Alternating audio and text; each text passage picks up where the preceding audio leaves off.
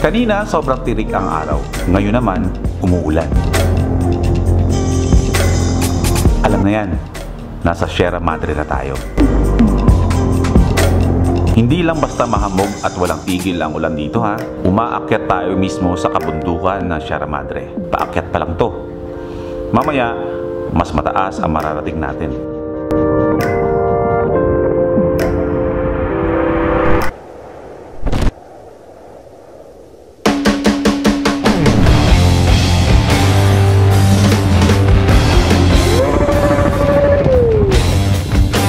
Welcome back to another episode. Ngayong araw, kasama natin ang Hampas Loopers. At babiyahe tayo sa lugar na malapit lang. Pero first time kong mapupuntahan, ang Sierra Madre. Good morning mula dito sa Marikina, 7:49 AM. Woo! What a beautiful day! Linggo ngayon, dadaan tayo ng malalaki. Diyos ko Lord, ang pugad na mga... Ayoko na mag-talk. Nakapasok na tayo Marilaki. Hindi pa naman ganun kadami mga motor na nakikita ko. Saktuhan lang, baka mamaya dun sa unahan marami. Kailantok ako. Ang lamig. Nakaka-relax yung lamig. Today is Sunday. Sigurado ako na marami talagang riders ngayon dito. Kung maraming rider ang paborito ang Marilaki tuwing weekends, marami din ang ayaw dayuhin ang lugar. At isa na ako dun.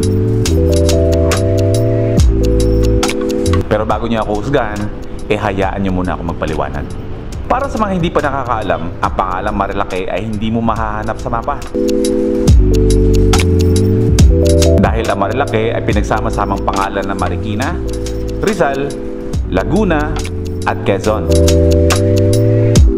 Pag sinabing Marilaki, hindi lang yung lugar ang dinadayo ng mga riders. Ang Marilaki ay isang napakahabang kalsada mula Marikina hanggang Quezon.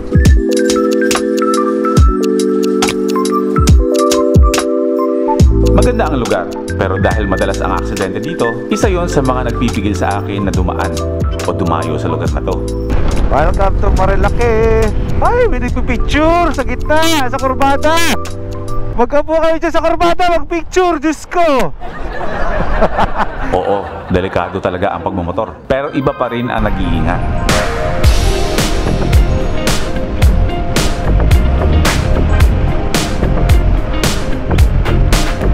Kurbada nagpicturan. Pero kahit anong ingat mo, may mga kamote riders talaga dito sa lugar natin. At yung iba ay nandadamay pa. Kailangan mo mag-ingat palagi pag pupunta sa lugar na to, ha? Dahil marami nakakagulat dito mga nangyayari. Tulad dito. Oh. Ano ba ngayon? May nakahambalang na malaking truck dito. Ano bang ginagawa nito dito? Anong nangyari dito? Solid.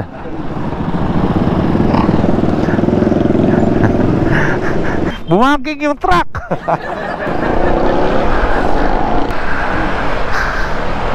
Mga kakaibang senaryo na nahuli ng ating camera sa Marilaki. Tiempo. Bango. Mamaya na nga tayo. Maghanap tayo ng kape mamaya. Hindi pa nainit yung puwet natin sa motor eh. Ingat-ingat din kayo kasi may mga aso ditong lumalife is good. Kung gaano tayo kakigil sa silidor, ganoon naman sila ka-chill. Napaganda na tanawin. Balik pa tayo doon. Pero hindi ko sinasabing hindi ako kamote minsan, ha? Nagagawa ko rin yung mga bagay na ganun. Walang rider na di nangamote ni minsan. Sa 10 riders, 8 dyan ang nangangamote sa daan. Pero siguro iwasan na lang natin manghusga sa iba kasi kahusga-husga rin naman tayo. Kahusga-husga rin naman ako. Lahat tayo kahusga-husga kasi minsan nangangamote rin tayo. Diba? Ang dami ko sinabi. Okay, back to topic. Bumalik ako ng Marilaki dahil gusto kong hanapan na magandang anggulo ang lugar na ito. Na di lang puro banking, disgrasya ang inaabangan ng mga content creators dito. Pero teka, content ba ang tawag doon sa nag-aabang ka ng mga nadidisgrasya doon sa Marilaki? Ang tawag doon is making money. Yung pinagkakakitaan mo lahat ng mga sumisemplang doon sa Marilaki, which is hindi naman dapat.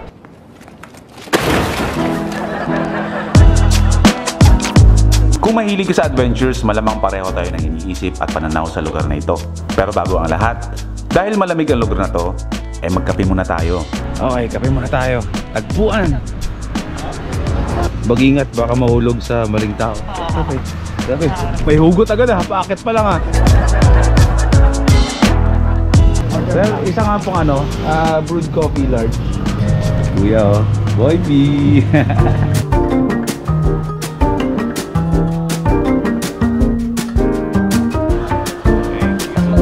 Okay, welcome to Tagpuan. Dito sa... Bro, parte na ng Sierra Madre to, no? Parte na ng Sierra Madre? Okay, nasa Sierra Madre na tayo. Unaan lang konti, ilang kilometro lang mula dun sa Manukan, kung tawagin, sa Marilake. Halos lahat ng mga nagra-ride papunta Marilake is dun lang hanggang Manukan lang at konti. Pero pag diretso dito, medyo payapa na yung kalsada kasi kukunti na lang talaga ako diretso dito. Kasi simula na, entrada na to ng Sierra Madre. Magkakape muna tayo dito at magkikita-kita tayo nila John Pax sa Jariel's Peak. Birthday ni John Pax! Ay, nga pala kahapon bro. Belated happy birthday John Pax! Ngayon natin yung celebrate. Oo, ito yun. Eh birthday, di siya magpapakain, no? Oo, nung napunta tayo sa di ba? Sa Cebu ba yun? Oo. Ako nagpakain, di ba? Nung birthday ko. Kaya ngayon, ano magpapakain? At dahil birthday ni John Pax, umorder ako ng cake para may partner yung kape ko. O, di ba? Napakapait kong kaibigan.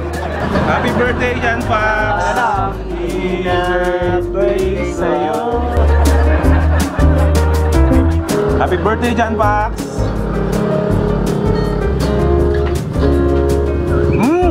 Ang sarap ng cake para kay John Pax!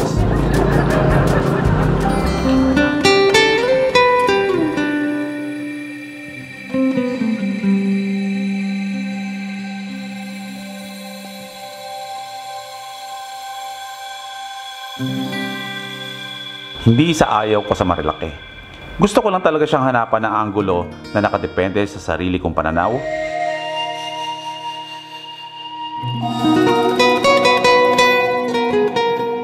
Pakbakan man at bangkingan ang mga kalsada dito, pero sa taas, isang napakapayapa at nakaka-relax na tanawin ng mga kabundukan.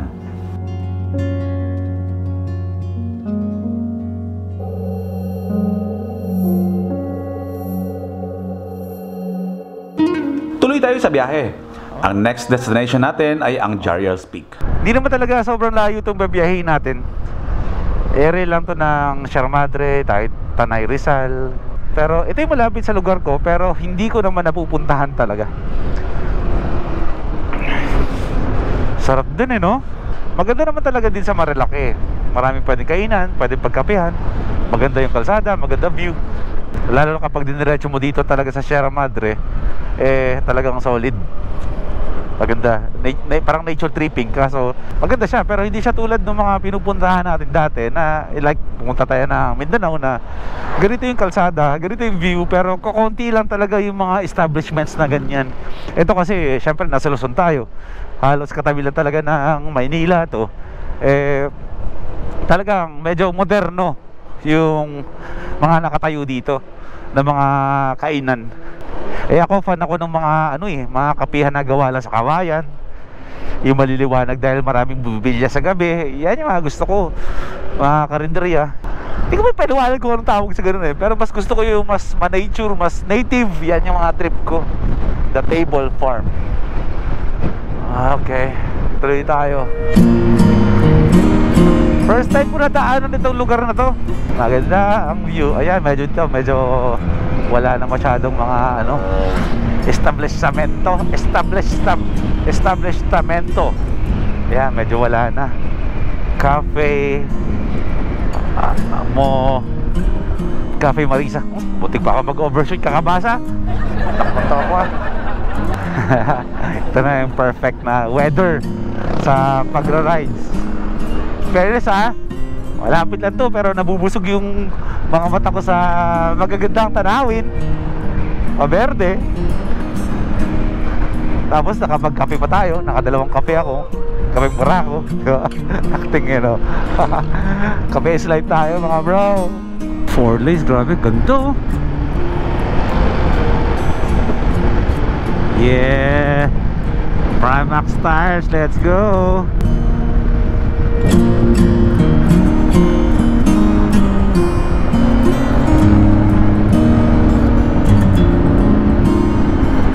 Tama.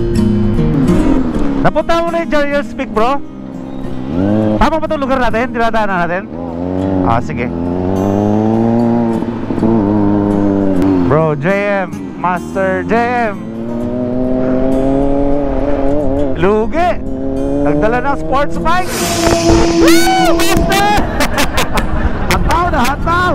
Habang bakit ng Jarriel's Peak, unti-unti nang kumakalma ang mga kalsada.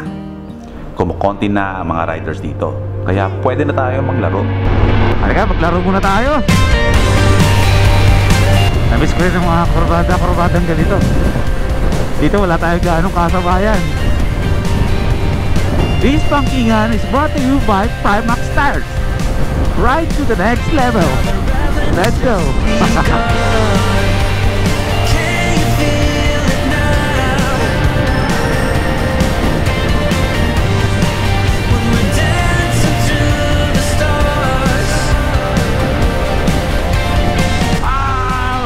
Maputik.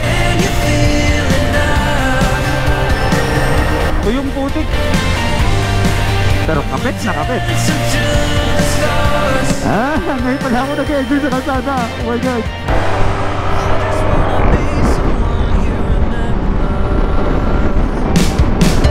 Ang bilis ni Master JM. Kulang lang sa power ng motor natin. Paili tayo ng gulong.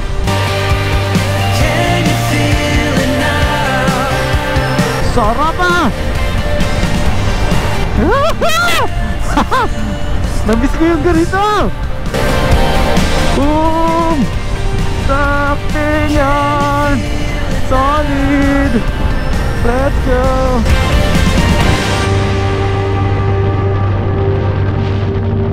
Kung nakikita nyo na nag-iiba ang kulay ng kalsada, ay dahil yan sa mga natuyo na lupang umaago sa kalsada. Papasok na tayo ng Sierra Madre. At ang Sierra Madre ay palaging inuulan. Alalay kayo sa lugar na to ha. Madulas talaga ang kalsada dito. Welcome to Sierra Madre. Grabe, nasa paanan tayo ng Sierra Madre na kabundukan. Isang pagkakamali mo lang dyan, dudulas ka sigurado. Kanina, sobrang tirik ang araw. Ngayon naman, umuulan. Alam na yan, nasa Sierra Madre na tayo. Hindi lang basta mahamog at walang tigil ang ulan dito ha. Umaakyat tayo mismo sa kabundukan ng Sierra Madre. Paakyat pa lang to. Mamaya, mas mataas ang mararating natin.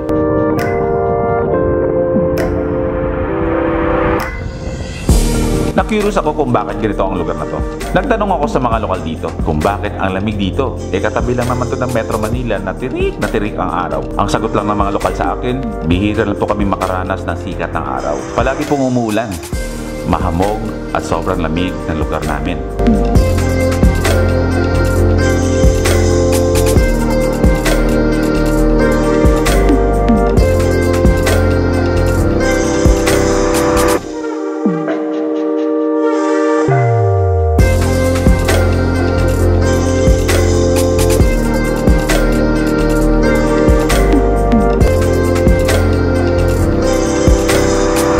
Okay, Jarriel's Peak na tayo.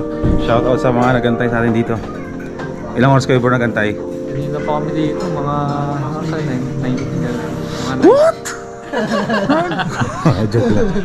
Ikaw bro, anong name mo bro? Edward. Edward. Sige, kumain na kayo? Oo. Order lang kami. Tapos kwentuhan tayo ha. Vlog muna ako, vlogger tayo eh. Ay, hindi pala, motovlogger pala tayo. Welcome sa Jarriel's Peak. Isa to sa mga dinadayo dito sa kabundukan ng Sierra Madre. Parte na ito ng Infanta Quezon. At dahil may kamahalan ng mga pagkain dito, buti na lang talaga at madyan paks tayo sa Hampas Loopers. Gagi, mahal ng kape dito bro. Tawag sa'yo. Wait lang, meron tayong hack bro. Siyempre, meron ako. Nagdala siya ng maraming instant coffee para makatipid kami. Tanong ni Tenten, bibigyan ka. Marami ko kasi, ikat na maliliit yung dito kawali. Tubig na malamig, mainit lang bro kasi ano malamig eh. Dala mo na yung sachet ng kopi ko? Oo naman. O, di ba? Yung iba umorder ng bulalo. Ako naman, kape at tapsilog. Makihingin ako na sa baho. Yun, umorder tayo ng tapa. Sige, habang kumakain ako dito at nagpapatila tayo ng ulan dito na alam naman natin hindi to hihinto, magkwentuhan na lang kaya muna tayo. Sabi ko nga sa inyo, ang bawat lugar na pinupuntahan natin ay meron niyang kwento, hindi po pwedeng wala. Palagi yang merong nakatagong kwento. Kwento ito ng Sierra Madre, kung bakit laging inuulan ang kabundukang ito. Di naman to kwentong barbero, kwento to ng lolo mo. Ang alamat ng Sierra Madre. Sa kabundukan na to ay meron dating nakatirang dalaga na ang pangalan ay Sierra. Dahil sa taglay na kagandahan, niligawan siya ng hari ng hangin mula sa silangan na si Bugsong Hangin. Pero ang nakasungkit ng puso ni Sierra ay ang mandirigmaang pangalan ay si Boype. Si Boype ay isang matipuno at ubod na gandang lalaki. At dahil in love sila sa isa't isa, nagtsuktsakan sila. At nagbunga ang kanilang pagmamahalan dito sa Luzon. At dahil sa sama ng loob ni Bugsong Hangin, ay inatake niya si Boype. At sa kasamaang palad ay nasawi ang gwapong lalaki. At habang nag-aaraw buhay si Boype sa bisig ni Sierra, hiniling ni Boype na ingatan at protektahan ang mga anak nila. Nakalipas na ang maraming taon, hindi pa rin natitigil ang pagpahirap ni Bugsong Hangin kay Sierra. Taon-taon pa rin napapadala itong si Bugsong Hangin ng bagyo at malalakas na ulan. Pero si Sierra ay patuloy na tinutupad ang pangako niya sa gwapo niyang yumaong asawa na si Boype. Kaya hanggang ngayon, kahit anong mangyari ay patuloy pa rin pinoprotektahan ni Sierra ang kabundukan kung saan sila naninirahan. Excuse me po. At yan ang kwento ng Sierra Madre. Pagkatapos namin babayin ang kabundukan ng Sierra Madre, dumiretso na agad kami pababa ng Real Quezon para makapagdagat. Ganda! Pwede! Okay, nandito na tayo. Let's go!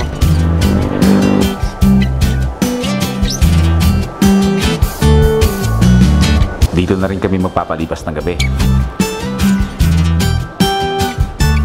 Nagbaluto na lang kami ng hapunan para hindi na kami mapagod pa. Para makapagpahinga na rin. Yung akala namin na makakatakas kami sa malamig na lugar, mas triple pala ang lamig sa lugar na to. Ay, napakalamig! Good night na! Advance, good night! Good night. Good night. Good night, Rasalik! Nighties. Good night, everyone! Alas 8 ng gabi, tutulog na namin to para pagising namin. Malamig pa rin. Good night. Kubugiging na kami. Good night. Diyos ko, ang lamig talaga, grabe. This time